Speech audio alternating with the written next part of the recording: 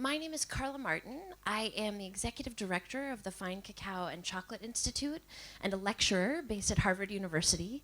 And it's our honor to welcome you to the Chocolate Conservatory Paris in partnership with European Business School.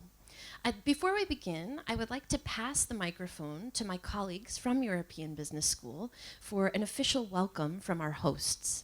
Please. Thank you. Merci beaucoup.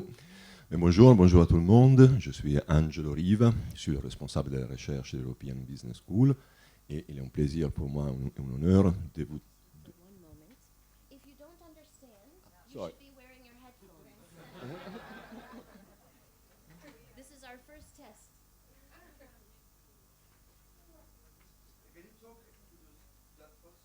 Yes, and I think you'd like it. Okay, I have to stay there. Well, let's do it again. Bonjour, je suis Angelo Riva, je suis responsable de la recherche de l'European Business School et il est pour moi un plaisir, un honneur de vous donner la bienvenue ici aujourd'hui et de remercier de votre participation au 12e Chocolate Conservatory. Je vous transmets aussi la bienvenue et les remerciements de Lamia Rouaille, la directrice de l'école, qui malheureusement a dû être à l'étranger aujourd'hui auprès d'un de nos partenaires et donc elle n'est pas ici aujourd'hui. Mais Lamia m'a bien demandé de vous remercier d'abord tous, mais notamment de remercier Carla Martin et José Lopez Ganem. No, I was looking for you. Du Fine Cacao and Chocolate Institute et Marie-Catherine Paquier qui ont œuvré sans cesse pour organiser ce colloque et je vous prierai de les applaudir pour les remercier énormément. Thank you so much for your work. En fait, ce type d'événements, ce type de conférences pour nous sont extrêmement importantes et celle-ci en particulier. D'abord parce que c'est en quelque sorte la première réalisation concrète d'un partenariat de recherche qui lie le Fine Cacao and Chocolate Institute et l'European Business School autour des écosystèmes monastiques et du chocolat, of course, à la suite des réflexions de Carla et de Marie-Catherine. Mais de façon plus générale, nous on pense que ce type de conférence qui réunit des chercheurs, des enseignants-chercheurs, des professionnels et des étudiants sont des occasions extrêmement précieuses pour orienter la recherche et la pédagogie vers des questions réelles, vers la réalité du terrain, afin de traiter des problématiques qui nous tiennent à cœur, comme la responsabilité sociale et environnementale. Donc, puisqu'il s'agit d'occasions précieuses, je ne vais pas gâcher votre temps encore longtemps. Encore une fois, merci beaucoup. Thank you so much. Muchas gracias. Grazie mille. Ciao.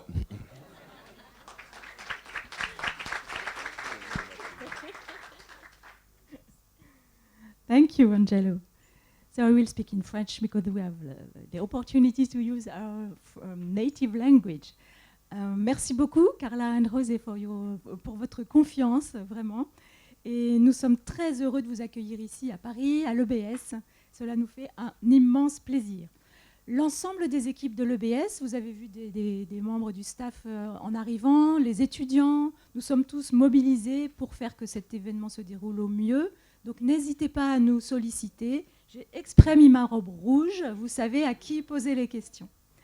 Nous avons aussi les alumni de l'EBS qui sont représentés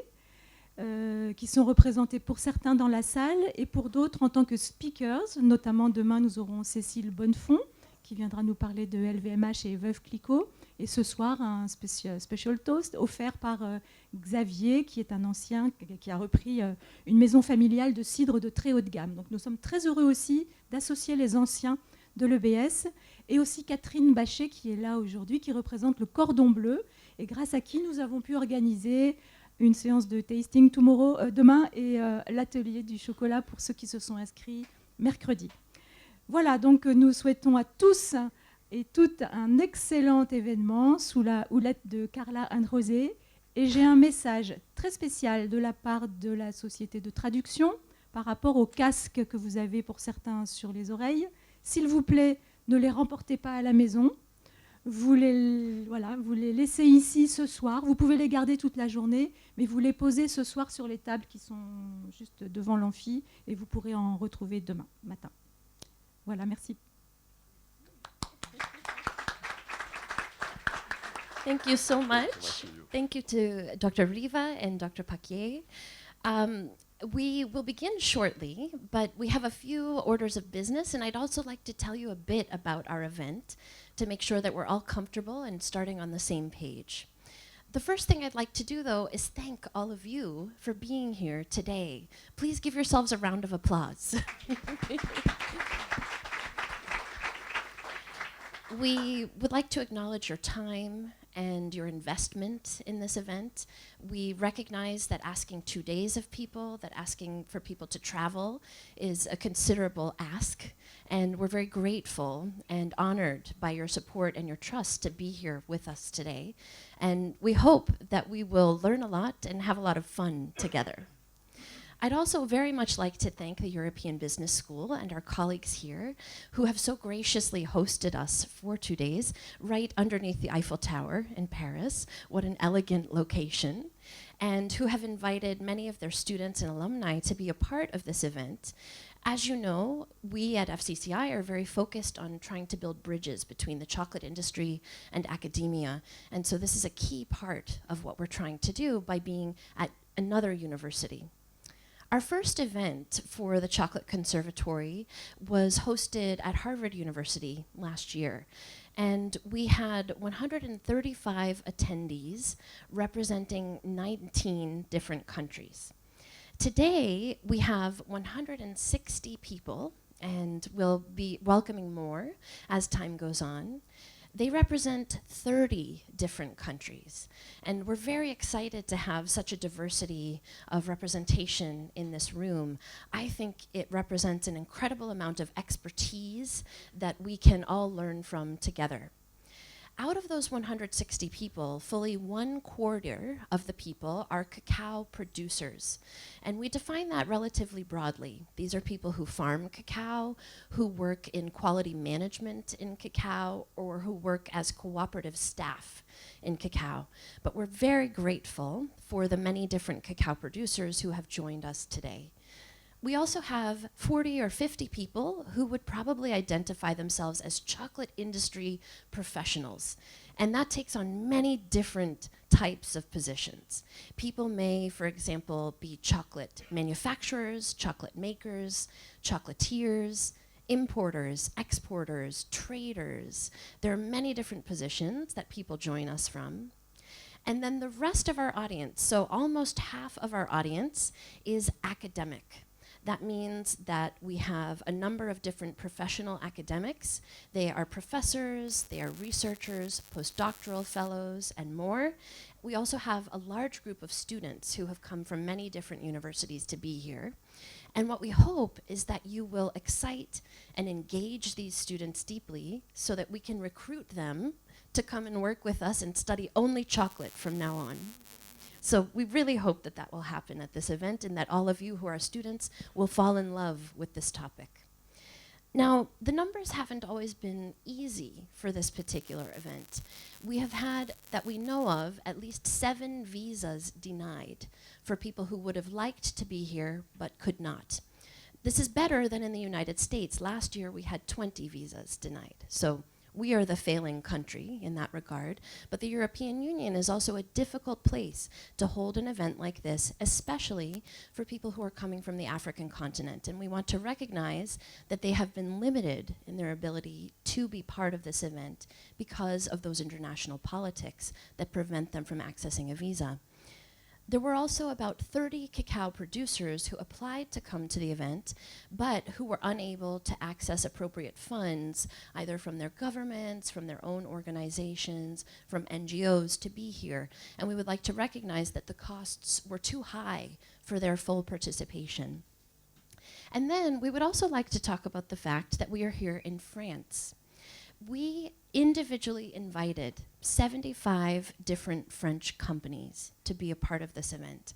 And we're honored that 20 companies have joined us today. So fully 20 French companies are here with us. But we want to acknowledge some tension that exists by having an American nonprofit organization host an event at a Parisian university. And what we learned from some of the French companies is that they were uncomfortable with the fact, one, that they were not in control of the event, and two, that the event would ask difficult questions. And I'll remind you, we're asking about the responsibility of taste. We're asking, are taste and sustainability linked? Is good taste a luxury or a right? Can bad taste be luxurious? How can we best acknowledge the labor that underpins the production of high quality goods? When we reward good taste, who or what do we punish?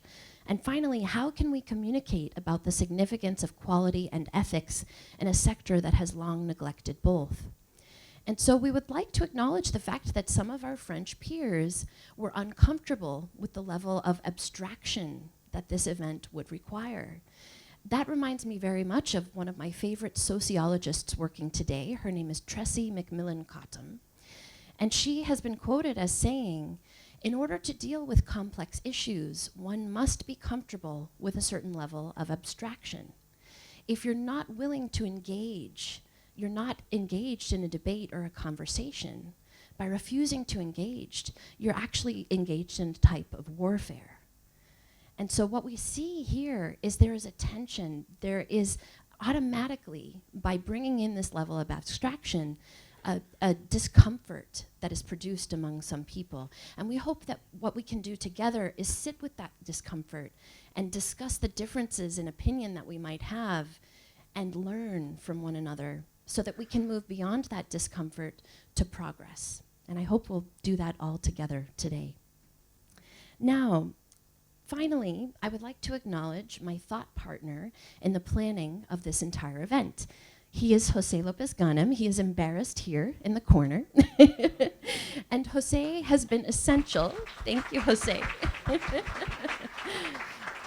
to supporting the development of this event. It is with Jose and Marie-Catherine Paquier that all of our conversations have developed to shape the different lectures and panels, and I'm so grateful to them for their guidance and support in making this possible. Okay, now we have a few orders of business. I'm a professor, I need to tell you what to do. It just makes me more comfortable.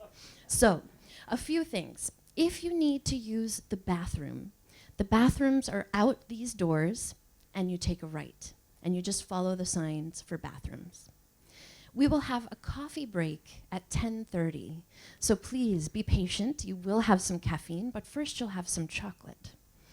Now, after that, we will have lunch at 1 p.m. Lunch is provided here at European Business School, so we hope that you're pacing your hunger accordingly. We have tastings. We have multiple tastings and samplings on our program. We have one this morning. I hope you all now have in front of you a plate with multiple chocolate samples. Is that correct? Okay. We have another sample that we will pass around to all of you, and that will come shortly. But we do ask that you please, as patiently as possible, wait before tasting the chocolate, because our speakers will introduce you to the products and discuss the tasting with you. It's okay if you've already eaten some, you can sneak out and get some more, but in general, please do wait. Also this afternoon, we have a panel of wine tasting. What we will do for that is give everyone a single glass. You will be prepared with that glass, and students will come around the room and pour wine for you into your glass. We need to ask that you please do not take the glass and leave with it, because it has been donated to us. So it is not a gift, it is just a lend, okay? And then tomorrow we have a tasting first thing in the morning. Because we will be tasting, we also encourage you to avoid maybe spicy foods, coffee, other things, at least 1 hour before the event, preferably longer. And we promise you that you will have a coffee break again at 10:30 tomorrow morning. And then finally tomorrow afternoon, we have quite an extensive French chocolate tasting. And so we'll ask you to be prepared and hungry for that. Okay. Are there any questions before we begin? No? Excellent. Excellent. All right. So, with that in mind, I would like to warmly welcome our first speaker today. He is Estevan Sartorelli of Dengo Chocolate in Brazil. And Jose and I were very fortunate to meet and work with the team from Dengo Chocolate earlier this year and found everything about the company to be inspiring. In particular, what they are doing is working in Brazil, one of the largest cacao producers in Latin America, while also producing fine quality chocolate. And it's such an honor to have Estevan here with us today. Welcome.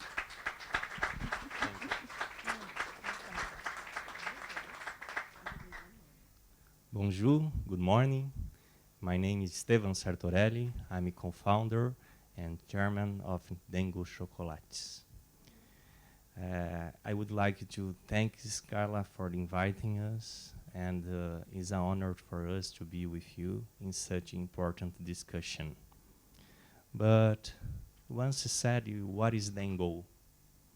Dengo is a second-year-old social impact Brazilian startup, created with which reason?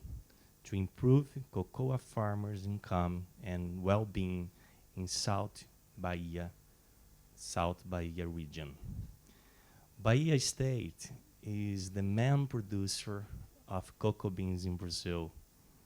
It was once considered the most important producer worldwide during the First War, and after the Brush, that many of us know very well, it diminishes year by year its production.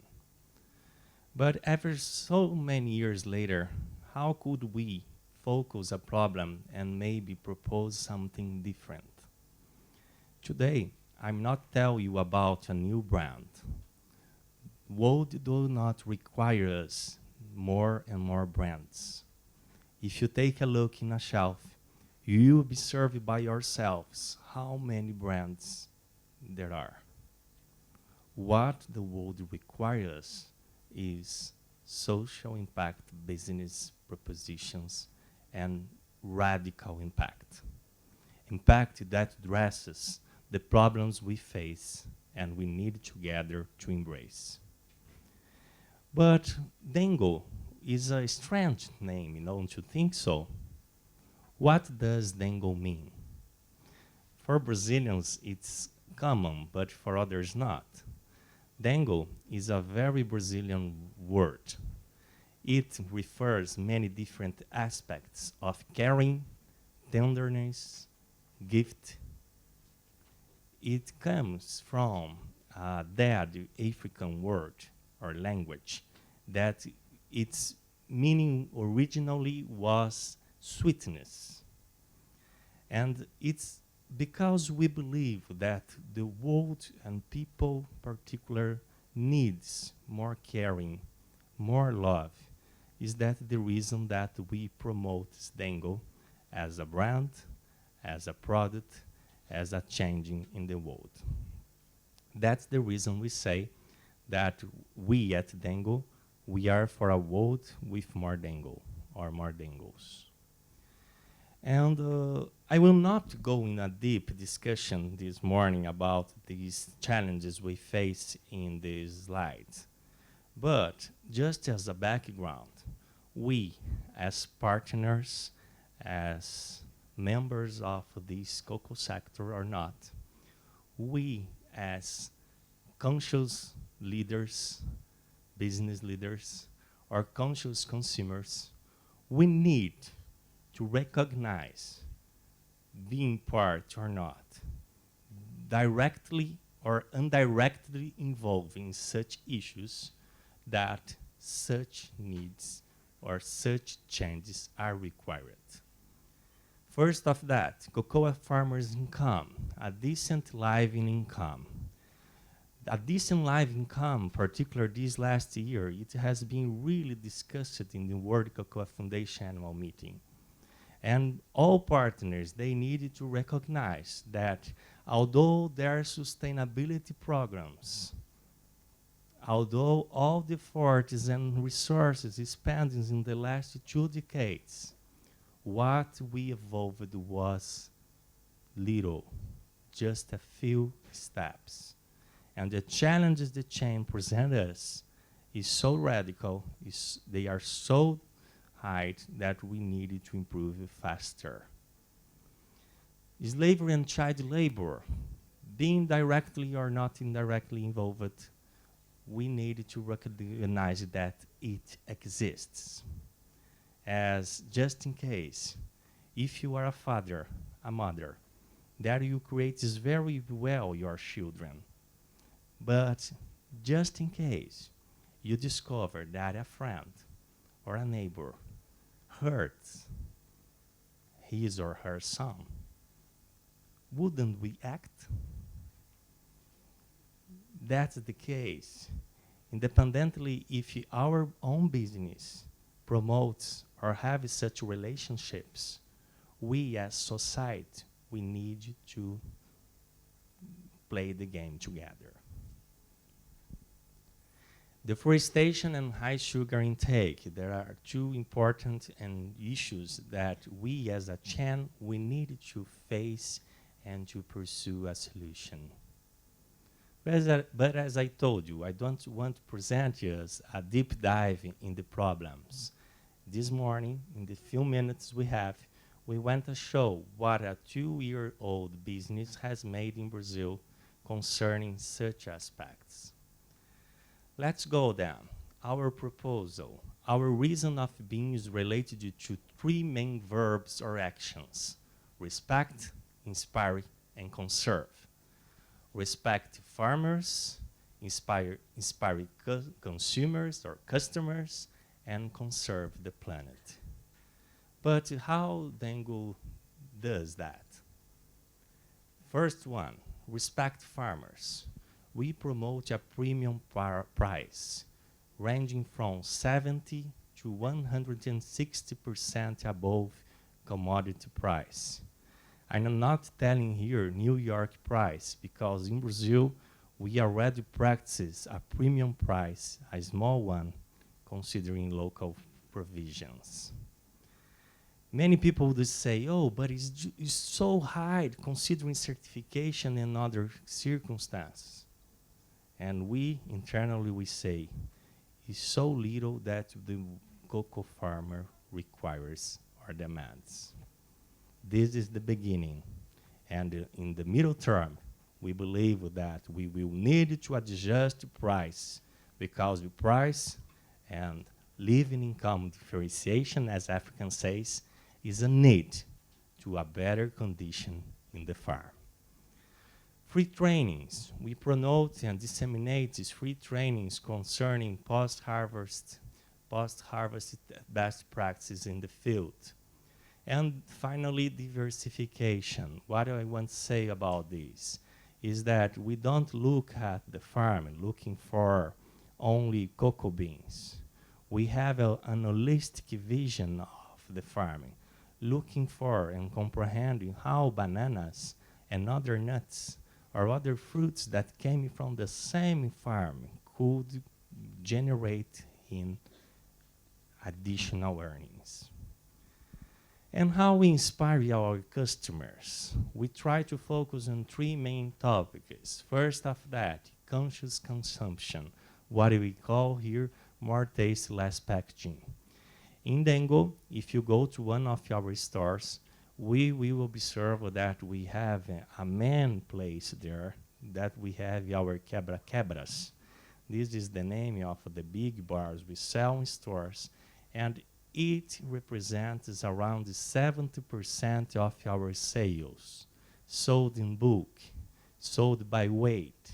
It's a way of not spending money and costs in a chain if you know very well that the cost of goods has a driver named packaging. Let's remove the package and increase the best flavors and the best solutions for the world. Second, sugar reduction. We look for every day how we may internally diminish in our formulas the added sugar we practice. Luciana, she's over there. We will have the opportunity to catch up with her later. We are this year trying to do everything with less than 30% of sugar. It's easy, it isn't. We know exactly the importance of sugar in taste, in the habits, and it's not an easy change. It's really difficult. And finally, taste of Brazil. What we say here is that Brazil has a lot of different fruits, a lot of different nuts that is unknown, particularly to Brazilians. We are revealing the country from our citizens to our citizens. And why the best of our countries should always go abroad? Export is a good segment and it should occur, but without denying local ones. Finally, conserve the planet. How do we conserve the planet? We promote an stimulus, organic stimulus, by paying 30% above. And agroforestry solutions, particularly one of these that is well known in Brazil, that is Cabruca. Cabruca is not exactly a typical agroforestry system, but it is a agroforestry system in terms that it's a non-intensive agroforestry system, I would say. That's the reason we say that in Brazil, our 95% from our cocoa beans, they come from this system, that is Cabruca, in which you have the cocoa trees planted below the Atlantic forestry. Dengo cycles, how we do? We meet and invite farmers to engage in the chain. We anticipate them with paying them more during the process. We told here that we pay around, we told here that we pay around 155% higher. We are almost doing 160. And I will share with you in some sliders later how it was in the last year. For using top quality raw materials, we make unique chocolates in Brazil. We were twice, and we are in our second year, recognized as the main chocolate, or awarded as the best chocolate by a relevant magazine in São Paulo city. And finally, we sell our dengos and share part of our profits with growers and their family. We are not traders.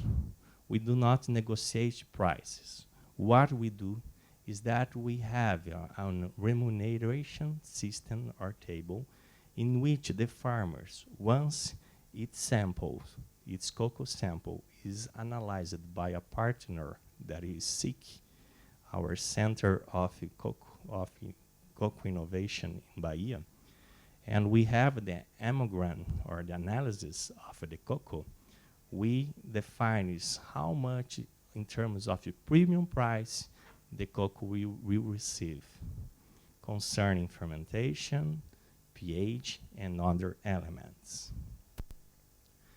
Let's see then what are our products, my dears.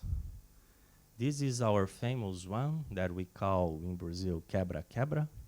A wrong translation would be broken, but it's not right.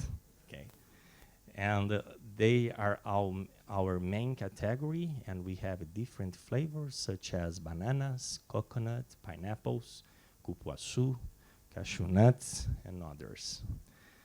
A second and important category that is maybe an innovation of the traditional knowledge of the region is what we call pepitas.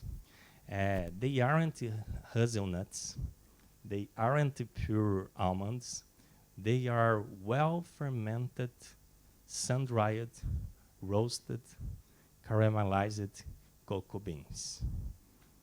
They have their shells removed one by one manually, and that's make this treasure, or such a different thing, that we want to share with you if you have already tasted.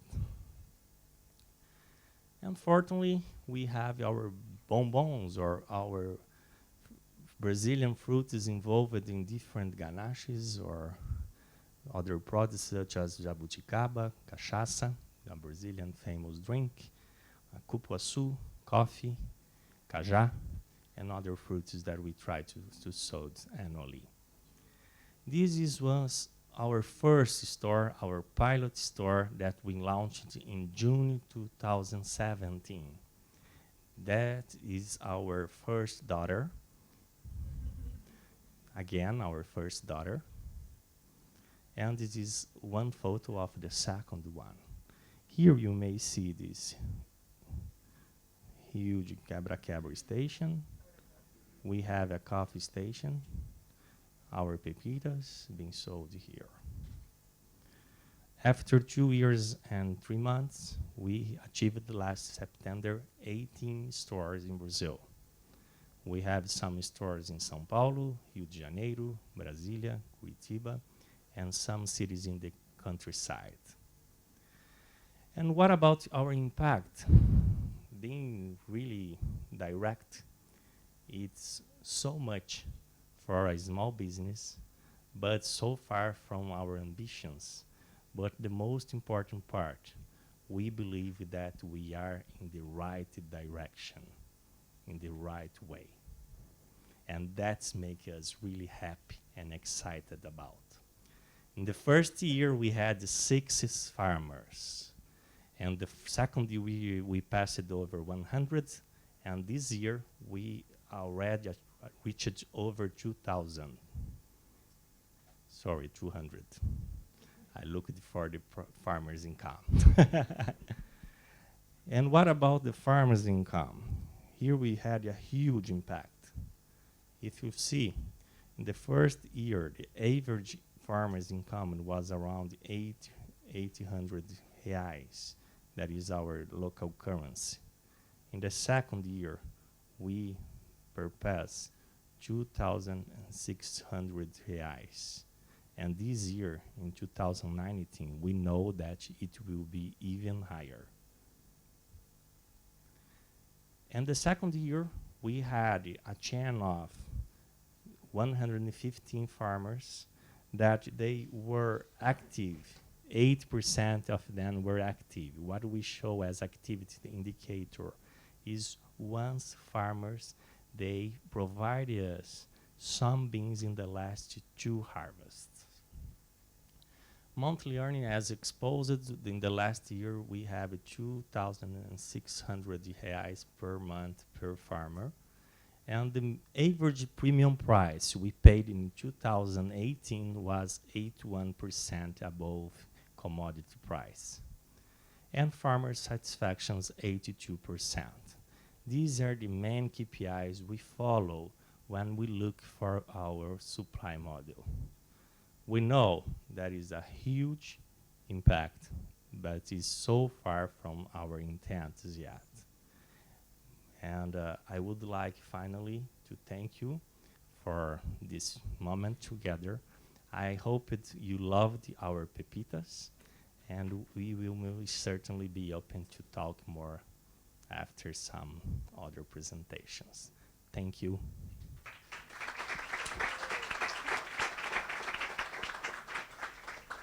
Thank you so much. Did you all eat the pepitas? Oh, good. Okay. Thank you, Estevan. So we will have one more presentation, and then we will open for questions from everyone for both Estevan and Arnaud, who is our next speaker. It was so important to us because this is a growing trend that we see companies producing chocolate in cacao growing countries. And we think of Dengo as one of the most exciting new companies in this space. You can see how much they have accomplished in 2 years. It's been really incredible growth and very obvious impact, even if it is still with 200 farmers. This is incredible. And we also were excited to invite one of the more established companies in this space that has pioneered for many people the growth of chocolate production in cacao producing countries. And that is the company República del Cacao. We were very fortunate to visit with Arnaud Monmarché, the CEO, and to see the incredible and excited team that he has built in Ecuador. And we're honored when he agreed to come and speak with all of you about his work. So please welcome Arnaud Monmarché.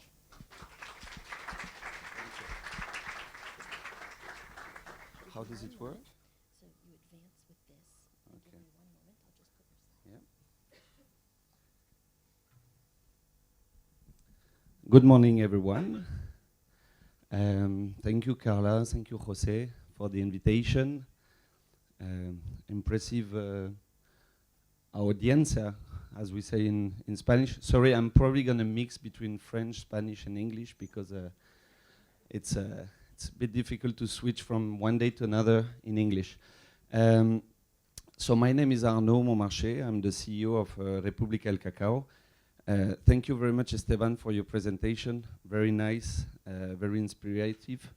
I'm going to try to do as best as I can to equal. So República el Cacao, I choose to make a presentation. You will see there is a lot of small video to support my speech because I think that the purpose of a company doing chocolate in a place of origin, which is Ecuador, we are in Ecuador, in Quito, is to share.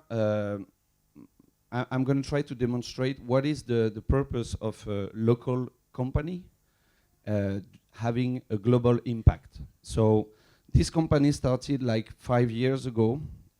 It was a local brand on retail made by Ecuadorian entrepreneurs. And we decided as a French group, one of the company of the group is Valrhona, which I'm sure you know. We decided to invest in this small company to develop from scratch a model, a factory in Quito, and to do chocolate from the origin, and with the purpose of developing for the professionals, for chefs, and retail stores, chocolate made in a cocoa producing country, which just that, what Esteban said is the same, is I think it's pretty disruptive in the company. Because when you ask the people where the chocolate comes from, they always say Belgium, France, and Switzerland. But so far, I don't know any of those countries growing cocoa. If you know, you tell me. Okay, so local brand, global impact, I think it's pretty clear. I'm going to start to say, well, this is Ecuador, for the one who doesn't know, is here. This small country, 15 million people, but very diverse country. What is our purpose is we work only with Latin American ingredients, and I'm going to show you why it's very important to be locally implemented. We don't focus only in cocoa. We want to share the experience with the people who buy our chocolate on the sugar and the milk also. So all the ingredients in our chocolate are locally sourced. So I'm going to start maybe at the reverse. I could start with the farmers, the growers, etc. Actually, I'm going to start with the chocolate and then go to the rest. Why? Is because I think it's very important. Well, this is the video. Yeah. Okay. Anyway, I think what's very important is this is our factory, and no, don't worry, the people are not like that in our factory. It's just the video. I think it's very important to notice that the word is excellence. I think there are a lot of local brands, but at the end of the day, we are selling a product, especially for chefs, and chefs are very exigent. So one of our main driver is the excellence. Excellence in the way of working with different stakeholders, the farmers, etc., but also on the way we do the product. That's why when we started this project, that was very important to have the highest technology on the chocolate making machinery, and also to transfer the knowledge. I'm actually the only foreigner in the company. All the people in the company, they have a very high knowledge on the chocolate making, and they are all Ecuadorian, which is very unique because actually there is no main industry in the chocolate in Ecuador except from the bulk chocolate, the compound, etc. So that was a very change driver also being implemented in Quito and having a very strong workforce to make sure that we are in excellence. So our factory is ISO 22000. We have a lot of recognition in terms of certification. So that's very important. The other one, which I hope the video will work, is of course the people, but also the raw material. Well, this works the same. But so we are basically working with different type of cacao from Peru, Ecuador, Dominican Republic. This is our collection center in Vinces, which is 1 hour from Guayaquil in Ecuador. We have different projects in the field, but also we focus on the milk. So basically, this is our milk community, which is Turucucho in the foothill of Cayambe volcano. They are producing 3,300 meters high milk, which is almost like Switzerland in quality. You will have the chance to try it on your samples. We work also with unrefined sugar, which is panela from Ecuador on the coast. So it's a kind of muscovado from Latin America. Very interesting.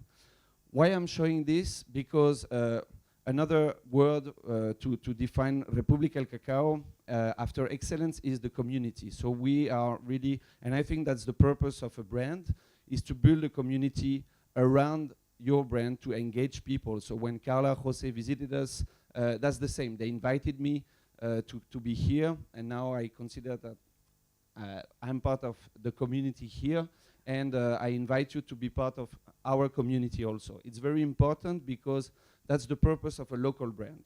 It's a certain model where you want to have your brand being with a global impact, but those people, they know exactly that I'm here, they know exactly that I'm representing in a way the thing that we are doing in Ecuador. So that's very important.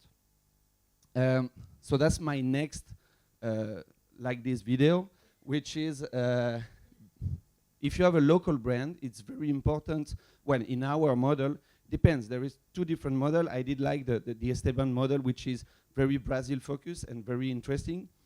When we are in the B2B business, like professional, we need the recognition of the chef. We need the recognition of the people. So that's why it's very important to have, again, a global impact. How you do that? You do that with the experience of the people they are living through our product or in our country. So basically, if you see the link, it's exactly that. Someone taking a picture, and then here are pictures of all the customers visiting us. So basically, all those people, they are coming, they are top chef, top chocolatiers in the world, from all around the world. We are in 23 countries now, and they are coming to see that actually what we say is real. Because unfortunately, we can't bring everybody in Ecuador, but I think that's the strongest tools that a local brand can have and makes the difference. If you are doing chocolate in a non-cocoa producing country, you can't do that. So that's the purpose of a local brand. You show every ingredients, you show this is our factory, you show the place, and it's not a storytelling, it becomes a story showing. That's very important, and that's what, this is our stores. So our stores are like, again, a concept store when a traveler can bring a part of the country back in his country. That's very important. So although it's the field or a boutique, you need to have an experience, and the customer experience is very important. You need to have this to have a global impact. Why? Because when the customer has this experience, then this is the link that I wanted to show, is also how do you do a global impact when you are still a medium-sized company? Well, we have a different type of tools. One of those tools is digital. So basically, Instagram, the place to be for chef. So basically, when you are a company like that and you want a global impact in 23 countries, is through social media. This is, for instance, Magnolia Bakery in the US, a huge customer. But she came and then she made a blog. This is Maggie Louise, another from the US. She made a blog and she communicates. That's the way you have a global impact. Also through demos. So we do a lot of events in the world to knowledge exchange, because how do you say? It's not enough to be a good chocolate maker. It's not enough to have a good company. It's also educating through your product. That's very important, because at the end of the day, what we want is knowledge exchange from the farmers in the field, but also with the chef. So we participate at a lot of events, even in Latin America. We are sponsor of the 50 Best, Latin American 50 Best. That's very important. Why? Yeah, for the fame, that's cool. But the most important is people are seeing you, and the people in the field, the community that we have in Ecuador, they know everything about that. So they feel very proud of it. So we defend Ecuador as a producing country. As I was saying, we are in 23 countries. So this is the main thing, I think, when you have a company like that, is to make sure that the people they know exactly República Cacao is here, is there, and they feel really proud. And proudness is the motivation of all of us when you are doing a job. So this is the way you have a global impact. Global impact is important, local brand is important, but also when you reach a size, I think it's very important to get a stamp on what you do from external stakeholders. So that's why we decided to say, okay, we think we are doing great, but we need people to say to us that we are doing great, and customers, they ask for that. So that's why we are in different certification process. So we started the B Corp certification, so we will start 2020 to be B Corp certified, carbon footprint neutral by 2021, and we are part of the UN Global Compact report. I invite you to read our report. Is online. You just put Pacto Global República Cacao, and then you will have all our actions. We focus on 4 SDGs. I don't know if you are familiar with the ADGs from the UN Global Compact, but we focus in 4 SDGs that will be at the end. This is our main driver. Why? Because we believe that the SDGs from the Global Compact is known worldwide, so it's a good. We have the same language when we speak about that. So basically, those one: the zero hunger, the gender equality, the decent work and economic growth, and the life on land. There are 17 in total, but we focus on 4 for our company, and it's very important, I think, when you have a brand, to on this size of brand, to make sure that an external organization can certify what you are doing. Of course, we have plenty more to do. It's only a 5-year-old company, but I think we've made so far a good job. As Esteban was saying, I think it's the purpose of a local brand, is to change the way of doing chocolate. And we like to say that let's change the world one cacao bean at a time. That's ambitious, but I think we'll make it. So thank you very much.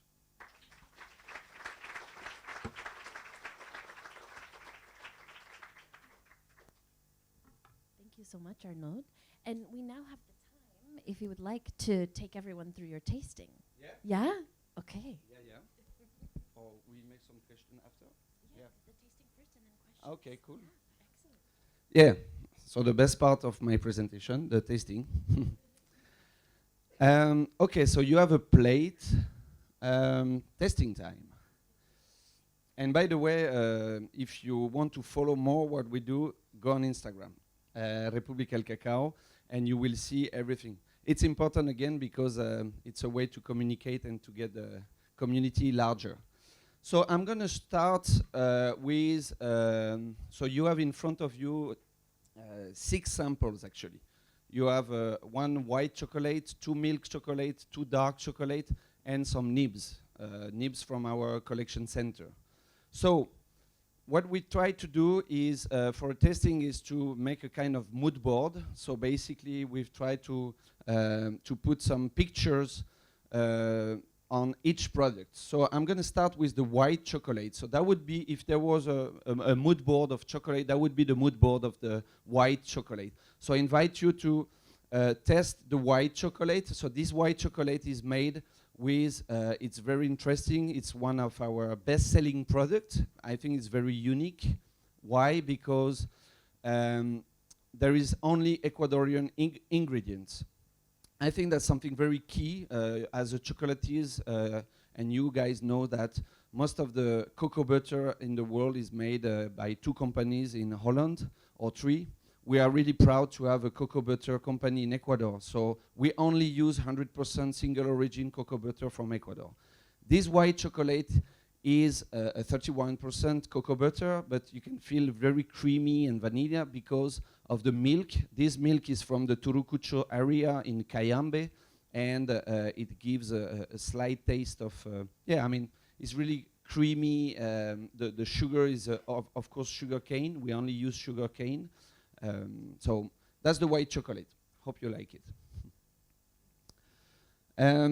I tried, I mean, we have different products, but I tried to make a testing where you can find the difference between, slight difference between each product to make sure that we catch the diversity of the chocolate. The next one you have is a milk chocolate, and that would be the mood board of the 40% caramelized.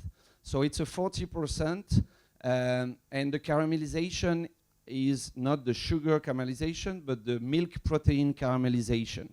So it gives a slight taste of toffee at the end, and this one is pretty intense. It's made with Ecuadorian beans, and it has a very interesting taste at the end. I give you the time, Matt. Yeah? Yeah, you are in the middle. Yeah. Oh, no, that was the... Okay, that's that one. Okay, okay, okay. So you need to go this and this. Yeah. So maybe you've tested... Okay. Well, for the other one, you've tasted another one, which is the next one, but which is very good also. Yeah, you like it? The 40%?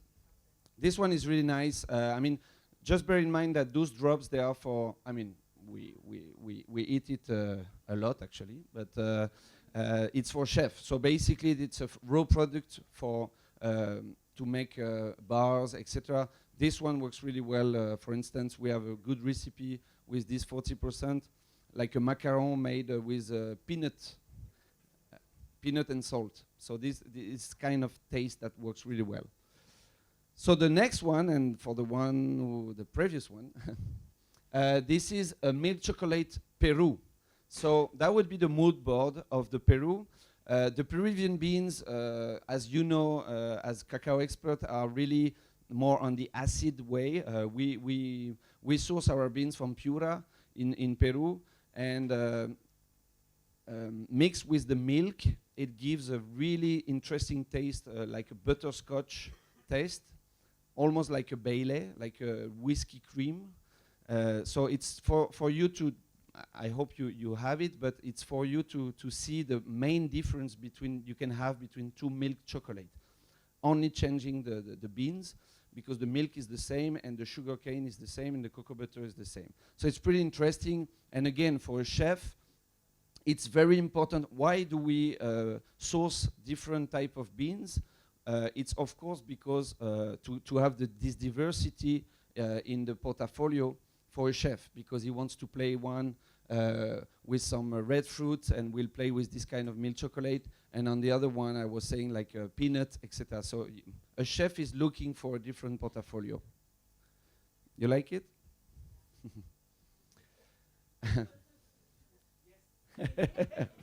Yeah, anyway, nobody will say, no, it's very bad. But, okay, so let's go on the dark side. So the next one you're going to taste, again, I choose two chocolate to make sure that you can have a diversity. So the next one is the 75% Amazonia. So that would be the mood board of this chocolate. It's a very interesting variety which is called Sacha from the Amazonia. You will find it really smooth for 75%. It's not. It's a bean actually that is endemically from the Amazonian region. It's a very interesting bean because the fat content in this bean is really low, but the taste is really you can notice it from the first time. So it's and actually Sacha mean forest, rainforest in Quechua, and actually it has the taste of it's really woody. It's a woody chocolate, almost woody mushroom, but in a good sense. It's very interesting, and it's really smooth for a 75. You can't guess that it's a 75%.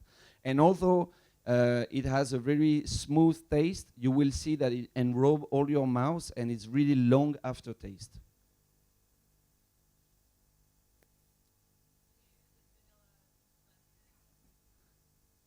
In this one, there is no vanilla. In all our chocolate, yes, there is 0.4% of lecithin because it's for professional use.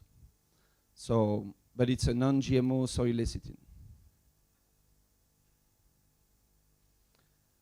And we use some vanilla in the white chocolate and the milk chocolate.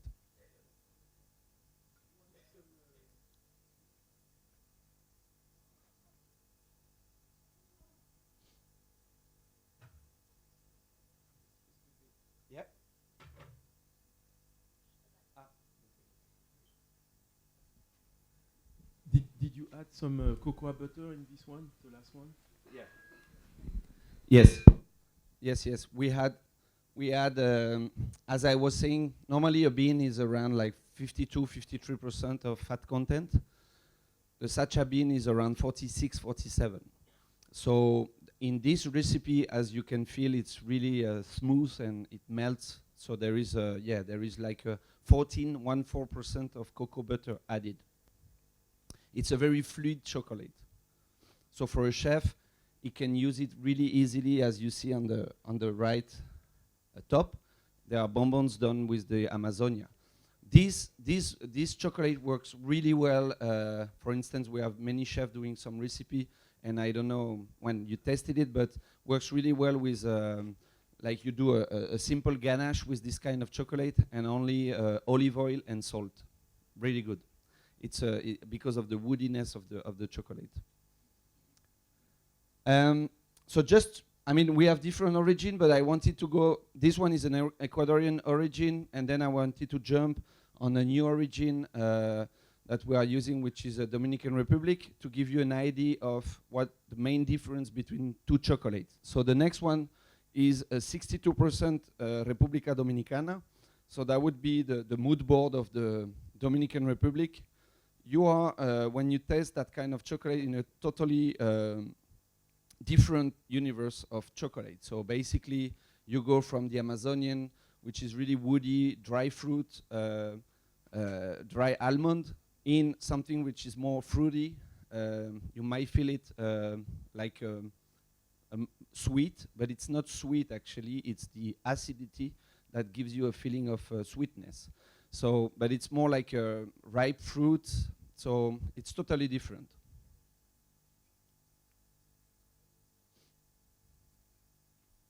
You like it? Yeah, Dominican Republic is really nice. I mean, yeah, when Carlos and Jose came, I mean, we did a complete tasting, and they say to me, no, you need to stop because, I mean, I love chocolate, so I like, and it's like when you cook for people, you know. You like the reaction, it's our job, we are passionate, so basically it's always interesting to get feedback from experts. Yeah.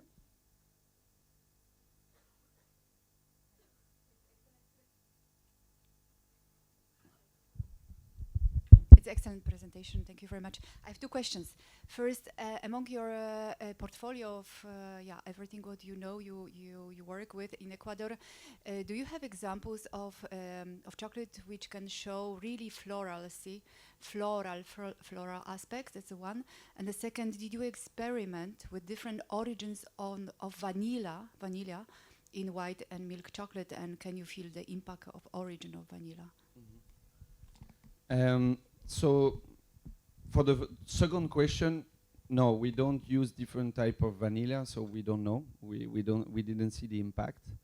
For the first question,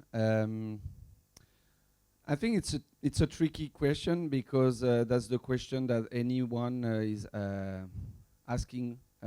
Is there any floral in the Ecuadorian origin? I would say that it's very complicated to find it, and it also depends what is the definition of floral. For instance, in our collection center in Vinces, we have some kind of different flavors that can be assimilated as floral, but I don't think it's a key profile definition from Ecuador. I think Ecuador is more on the nuts, dry fruits, and slightly floral profile, but it's nothing compared with maybe like a Venezuelan origin or Madagascar origin, etc. It's again, it also depends on the way of fermentation. The funny thing is we only work with fine flavor cacao, fino de aroma, but I've tasting myself some CCN 51, for instance, well fermented, that can be assimilated to a kind of floral profile. As a strategy on company, we don't use that origin, that variety. Why? I'm an agronomist, so I don't have anything against the CCN 51. It's just a company strategy, because the fino de aroma, the fine, the Riva from Ecuador, it's really in danger of extension in a way. So basically, it's more like a strategy on company to work with growers and farmers that only are doing with fino de aroma. The last sample that you have, which are actually nibs, so cocoa nibs, they are from our collection center. If you still have some other samples, like for milk or white, I invite you to mix. Actually, we have one bar in our boutiques, which is white chocolate with cocoa nibs, which is a kind of healthy galac, for the one who knows the crappy galac. Sorry. But anyway, those nibs are very interesting. Why? Because I think nibs, most of the time, most of the company, they are selling it. But if you taste some nibs from different companies, they are most of the time over roasted. So they have a kind of burn taste, and they are really bitter. The specificity of our nibs is we low roast them, so they keep a very nice crunch. And also you can feel really this raw bean flavor, and it's really interesting. I mean, to be honest, when you taste those beans, you are transported in the collection center straight away. So that's something that's very interesting. And also because we are doing most of the thing we are doing, the milk, the sugar, etc. We try to respect the traditional techniques. So basically, those beans we sell them as you have on your plate. So we don't have like 3 millimeters per 3 millimeters nibs. They are going straight after the winnowing system, and then it's purchased like that, which has a kind of nice bean to bar aspect, which is what we are looking for, because in this company, the purpose again is to have a kind of artisanal way of doing chocolate, but with excellence, because there are many bean to bar. But I think, as I always say, it's very easy to do chocolate. It's very easy. It's a mixing of ingredients, but it's very difficult to do good chocolate. And it's difficult to do good chocolate for professional, because professionals are very exigent, and when they buy something and they equilibrate their recipe, they want to buy the same thing for the 10 years coming. And it's very tricky because we are working with an agriculture product. So anyway, I think the best part of the trip when we do, what do we want to show to the people? We want to show them that we are a chocolate company in a cocoa producing country. First point, which is totally disruptive in the company, in the industry. And the second thing is when you are visiting cocoa farms, farmers, sugar, milk, etc., you realize how hard it's to do 1 kilo of chocolate. So people don't see the same way 1 kilo of chocolate. And last but not least, being in Latin America, I mean, as I was saying, I'm an agronomist and I used to live in Africa, etc. I think Africa is very tough at the moment. I'm really sad that the people couldn't come because I think I mean it represents 75% of the global production. But the thing I realize is in Latin America, which is very interesting. I mean, we have some tricky things also. I don't know if you see, but everywhere in the world now is burning, and Latin America is going through difficulties also. But I think it's very interesting. I think it's a change of model operating right now, and being a local brand gives us this kind of strength to show that. I mean, we just went after 12 days of how do you say paro, like strikes in Ecuador, but the week before we were in Buenos Aires to participate to the 50 best, and the week after we had 26 people coming from the US visiting us, and at the same time we did a pastry event. So I think it's going, I mean, we move forward, and the people are really optimistic in Latin America, although there are some strikes, etc. So, and why? I think it's because when you have a brand like that locally, the people feel really, again, they feel really proud. And when we visit people in the field, we can bring any customers, we can bring any people from the outside. And knowing that from Africa, it's not that easy in Africa. It's still very complicated. You can't bring a chocolatier very easily and let him walk in the field, and people will go near him and say, you need to help me, etc. It will never happen in Ecuador. And I think that's very interesting, and I hope that Africa will move forward in this way in the cocoa industry. There is still a lot to do. The cocoa butter, I think, is the next bad point that will drop in the face of the new of the chocolatiers, because it's the hidden part of the chocolate. That's why we are really proud to have a cocoa butter industry in the Ecuador, 100% traceable. So plenty of things to say, but anyway, we are here to debate, and I'm happy to answer to questions. Thank you very much. Thank you so much, Arnaud. And I would like to invite Estevan to come to the front as well. And we now have 15 minutes for questions from the audience. So please, if you have a question, you'll see we have two very athletic gentlemen ready to run to you with a microphone. We do have one requirement for translation purposes. It's very important that you use the microphone when you ask your question. So thank you.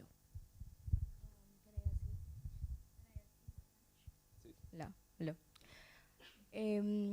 Cuando compro el chocolate en Colombia me dicen que los beans son todos de Colombia. ¿Cuál es el propósito de solamente vender cacao, o sea, chocolates hechos del cacao de Colombia en Colombia? ¿Cuál es el propósito? Sí. Bueno, el propósito es, al final, como yo he explicado, hay dos unidades de negocio. Sí. Entonces, una unidad de negocio es la parte para los chefs profesional, pero la parte boutique, que nosotros tenemos boutiques en Colombia, la idea es que un viajero puede ir en una boutique y traer un souvenir del país. Entonces, al final, nos dimos cuenta que en Perú, Colombia, si abrimos el portafolio de Ecuador, Perú, no funciona. La gente, y es lo que es muy importante, es que al final la gente está, un viajero que viaja a Colombia o que viaja a Brasil, no le va a dar las ganas de comprar una vara hecha con cacao de Ecuador, porque no es el propósito. Entonces el propósito es así, es para tener en el país chocolate hecho con el cacao del país. Y la otra pregunta era la panela. ¿Han tenido problemas con la panela? Porque pues se dice que pues, la cantidad de agua en la panela es mucho más que el azúcar, y que pueda hacer que tenga problemas el chocolate después. Justamente no tenemos problemas porque también es un proceso de panela que es muy bien controlado en tema de humedad, pero sí es cierto, entonces nosotros, por ejemplo, el chocolate que tenemos con panela no es 100% panela, hay una parte panela y la otra parte es azúcar de caña. Muchas gracias y felicitaciones. Gracias. So, hello. I have a question for Estevan Sartorelli. Thanks for your presentation. It's always great to see businesses trying to have a social impact. And on this, what are the challenges you are meeting? So you meet, not the ones you're tackling, but the one you meet in order to become this social impact business on a day-to-day basis. It's not easy indeed, but we don't have so many choices. Start is difficult, middle size is difficult, big companies is difficult too. In my case, I have some facilities. That is, we started with only 6 farmers. And although all the difficulty we had to engage it was easy because they were only 6. On the other hand, the big companies may wonder, oh, we have a supply of so many different farmers. How difficult it will be. We need to be empathetic. We need to look for the other side. Everybody has their own challenges. Our business, we have some. And additionally, what I may tell you is that we have the initial challenge is how we could engage these farmers so that they could understand that that's not only a blind white guy coming from a huge city to buy some cocoa beans and some weeks or months later just buying from others. It's a relationship that it's built through trust, sharing knowledge, and recognizing that it's a business. It's not a club of good friends. It's a business. Once he wants to sell us and we need to buy to do chocolate, we needed to have some criteria that are transparent. Transparency, local leadership, and such willness. We needed to have the will to do things nowadays. If we have so much knowledge, but we do not put it in practice, what will happen? Nothing. Thank you. Yeah. Yes. Yeah. Question for Esteban again. It's about your impact. You were speaking of farmers' satisfaction. How do you measure that, please? We measure such in a traditional Gallup research. Who are from big companies probably know what I'm telling about. When you consider loyalty mechanism or questions, satisfactions ones. There are 3 main questions with those. So, what are your intent in continuing? Would you recommend to someone else? And what's your satisfaction indeed? All these 3 combined in the top one, the first at the top, is what we consider 80%. But what we can say about, and the other 20%, that they are really well satisfied? No, they are just satisfied or unsatisfied. And what are the reasons of such unsatisfaction? It's not about Dengo. It's about, I have some difficulties in arriving the minimum criteria for high quality beans. I tried once, twice, and indeed I didn't achieve such fermentation rates. Second, payment, and it's such thing that we need to evolve yet. Once you know very well the traders and the mean traders is that they have a high liquidity. You receive the money in the same day. And once we needed to wait for sample analysis, and we needed to have a return from such partners, we require at least 1 or 2 weeks for payment. And this is one issue that we are trying to evolve this in the next year, how we may reduce payment period.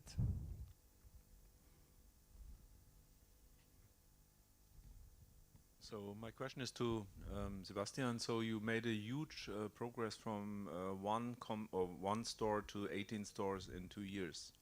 So it looks like a Silicon Valley story. So how did you get the money to support that? Because it seems to be a huge investment when you see the beauty of the shops. Good question. We needed money.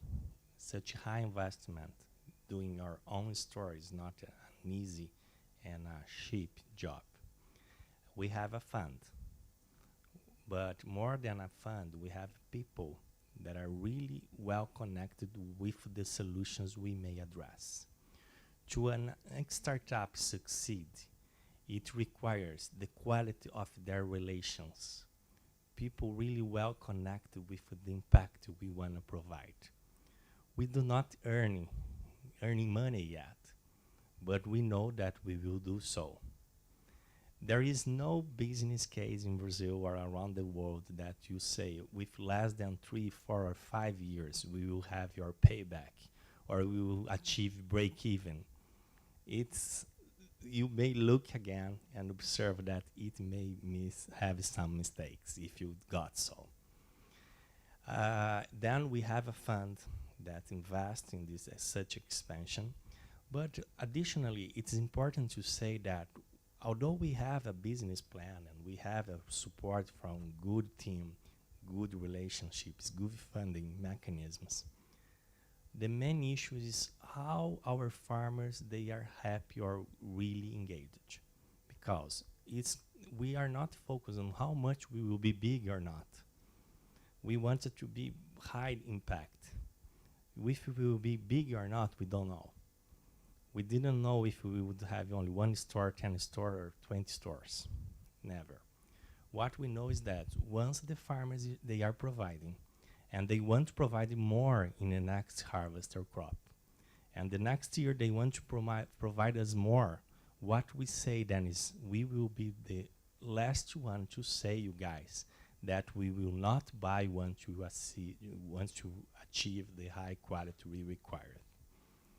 And just in case, we design the expansion, commercial expansion, combined to how these farmers, they may provide us. Because in Brazil particularly, I don't know how it is in Ecuador or other regions, is that high quality beans is something that does not exist in amount, in relevance. We work with less than 1% of the cocoa beans industry, probably. And if I had a plan that I achieve in Europe or US, a huge fund, and say, hello guys, let's start a business with 2,000 stores, it will not succeed because it's really difficult to build such supply.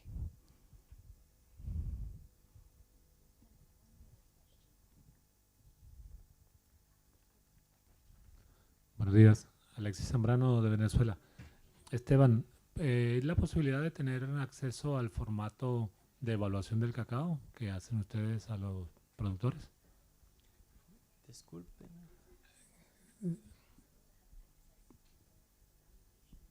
Sí, hay cómo hacerlo. Ok, gracias. Y la otra pregunta para Arnaud. Usted dice que hay alguna tendencia de algún sabor floral en el CCN 51. ¿Eso entendí? No. Ah, ok, listo, gracias.